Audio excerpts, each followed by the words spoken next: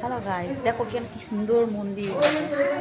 এখানে কীর্তন হয়েছে আজকে, তখন অনেক সকাল থেকে কীর্তন হয়েছে। এখানে খিচুড়ি খাওয়া হচ্ছে। আমরা আসতে পারিনি, আমাদের নিমন্ত্রণ ছিল, যদিও ছেলের পড়া ছিল, কলেজে ছিল, আবার পড়ে টরে আসলো, কলেজে গেল, কলেজ থেকে এসছে বিকেলবেলা, তাই একটু মন্দিরে আসলাম। খুব সুন্দর লাগছে ঠাকুরটা, দারুণ। কি শ্বেত পাথর না কি বলে ওটা আর কি, যে রাধাকৃষ্ণটা, আর এটা হচ্ছে মানে গৌর নিতাই।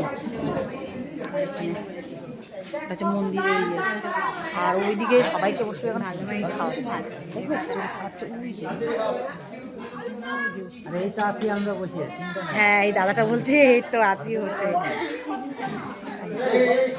আমার ছেলে মেয়ে, আর এত সুন্দর, একদম কি নিস্তব্ধ, কত শান্তির জায়গা মন্দিরটা, সত্যি খুবই সুন্দর, খুবই সুন্দর মন্দিরটা। সবাই খিচুড়ি খাচ্ছে।